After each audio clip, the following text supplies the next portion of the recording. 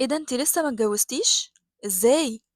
خلّيكِ نغشة كده عشان تعرفي تتجوزي. أهلًا بيكم في حلقة جديدة، النهارده هنتكلم عن التفكير اللي بييجي في دماغ كل بنت يا دوب وصلت سن ال30.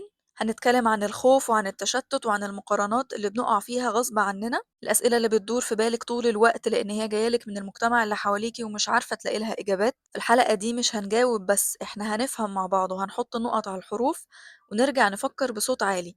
هل فعلًا اتأخرتِ والّا الناس هي اللي بتقيّم غلط؟ أنا سماح وده بودكاست To Content. عندي سؤال ليكِ خطير جدًا هيغيّر نظرتِك للموضوع في آخر الحلقة.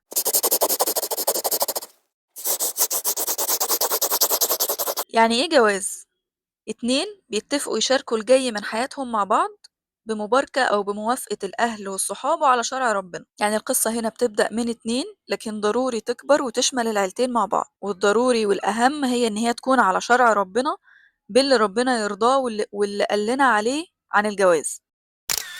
طيب هل الجواز محتاج مني سعي؟ لو السعي ده انت فاهماه انك هتدوري عليه، هتدوري على الشخص اللي هتتجوزيه ده، او هتنقي واحد من المحيط اللي حواليكي وتحاولي تخليه يتجوزك، فلأ مش ده السعي. احنا حولنا الجواز من فكرة انه رزق من عند ربنا لو كاتبهولي هيجيلي في الوقت والظروف المناسبة، حولناه لتارجت هشغل دماغي علشان احققه لنفسي. فلأ مش انتي اللي بتسعي ولا انتي اللي بتدوري عليه ولا بتنقي واحد وتحاولي تخليه او تقنعيه ان هو يتجوزك.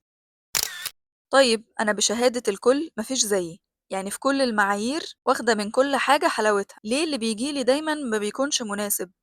أو ليه الموضوع ما بيتمش؟ عشان ببساطة قصة كل واحدة مننا مختلفة عن التانية، واللي بيعلمك الطريقة اللي بتعلمك غير اللي الطريقة اللي بتعلمني غير الطريقة اللي بتعلم فلانة. اللي جاي في حياتك مختلف عن اللي جاي في حياتي غير مختلف عن اللي جاي في حياة واحدة تالتة. ممكن واحدة يعلمها إن هي تتجوز بدري وتتعلم أثناء تجربة الجواز حاجات معينة علشان اللي جاي من حياتها ليه شكل معين. واحدة تانية هتتعلم عن طريق إن هي تشتغل أو إن هي مثلًا تعيش حياة بشكل معين، فبالتالي لو ما جاش أو ما تمِّش عشان لسه مش وقته، عشان المفروض تركّزي على حاجة تانية دلوقتي، عشان المفروض حياتِك واخدة شكل تاني دلوقتي، وده الشكل اللي يناسبِك، وده الشكل اللي هيعلّمِك حاجة معينة مهمة جدًا تتعلميها دلوقتي، وبعد كده ييجي دور بقى الجواز أو يمكن ييجي دور الجواز بدري أو أيًا كان، يعني الترتيبة دي ربنا هو اللي بيحددها، فطالما ما جاش أو ما تمِّش يبقى لسه مش وقته.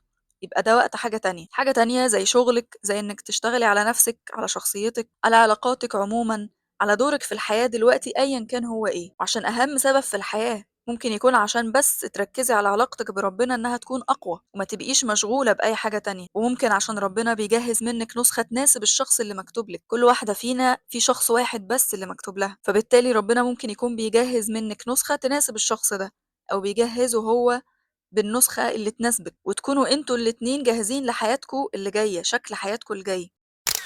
طب أنا اتجوزت وانفصلت وكان اختيار سيء أو لم أوفّق فيه، عشان الطريقة دي بالذات، الشكل ده من القدر، هو ده اللي هيعلّمِك حاجة معيّنة وهيوديكِ للي بعده، ما كنتيش هتتعلميها غير بالطريقة دي.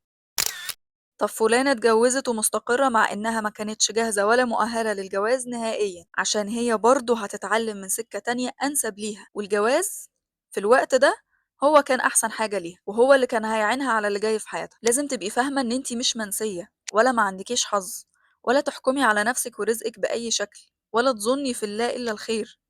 أيًا كان اللي حاصل فهو أنسب شيء ليكِ، كل شيء عنده بمقدار. وإحنا ما نعرفش حاجة غير إن إحنا بنقارن باللي حوالينا وعايزين نبقى زيهم أو مستعجلين بس نحقق كل حاجة ممكن نحققها وخلاص. لو كانت الدنيا بتمشي بهوانا كانت خربت من زمان قوي. فلو ربنا بيستخدمك دلوقتي في حاجة أو بيعلمك بطريقة معينة فكوني واثقة إن ده اللي المفروض يكون، ده أحسن احتمال على الإطلاق. وشغلك على نفسك أو علاقاتك أو إيمانك بالله مش علشان تكوني مؤهلة للجواز، لأ ده هيخدمك انتي وهتحتاجيه قدام في حياتك انتي اللي جاية. ولازم تبقي فاهمة ان علاقتك بربنا هي الأولوية الأولى في حياتك. ممكن تكون ذنوبك هي اللي منع رزقك وممكن لأ، بس انتي محتاجة الإيمان ده عشان هو ده درعك في الحياة في كل أشكال الرزق. طب أنا نفسي أخلف، نفسي أكون أم، ما هو ده رزق برضه، وفي ناس ربنا بيرزقها في ال40 وفي ال50 عادي. انتي ما تعرفيش اللي جاي ايه، فبلاش تمشي ورا كلام قدماء المصريين ده لأنه وهم وبيشيلك هم مش بتاعك. دايما ادعي ربنا واطلبي منه يعرفك ايه دورك الجاي، ايه المطلوب منك، ايه اللي تعمليه وتركزي عليه، واشتغلي بس على نفسك، انشغلي بنفسك. طب المجتمع بيضغطني أو بيحسسني إني قليلة. بصي، الناس بتتكلم على كل حال وبترفض في الأول وبعد كده بتسقفلك أو بيبقوا فخورين بيكي. بس إمتى؟ لما انتي ما تتهزيش وتكملي في طريقك، ولما تيجي تختاري صح. صلي الاستخارة طبعا. الناس بتنسى وكل واحد بيدور في حياته وفي الاهتمامات بتاعته، مهما حاول يتطفل عليكي وعلى حياتك فهو مش مركز معاكي قوي كده يعني. ورأيهم مش ثابت ولا رضاهم مطلوب. لو شخص ناجح وعنده عقلية سليمة ونفسية سوية مش هيتطفل أصلا، مش هيتحشر، وهيتمنى لك الخير أيا كان.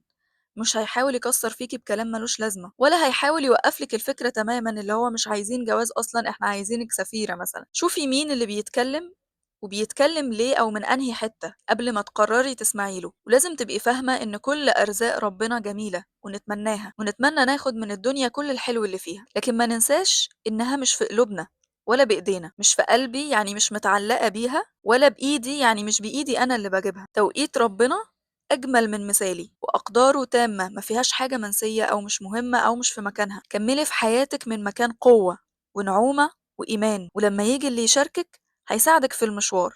بس الأصل إنه مشوارك لوحدك وهتقابلي ربنا لوحدك. سؤالي ليكي بقى في آخر الحلقة: هل أديتي أمانة جسمك وعقلك وروحك؟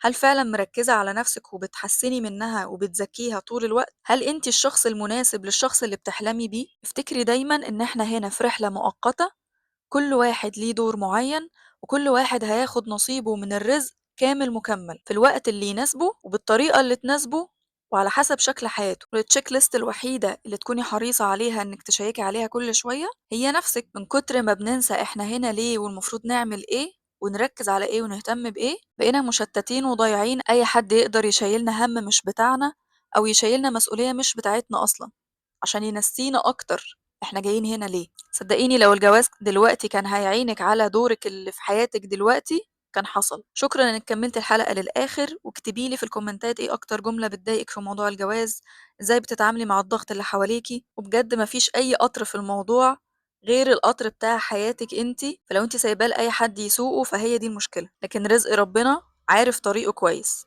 وسلام.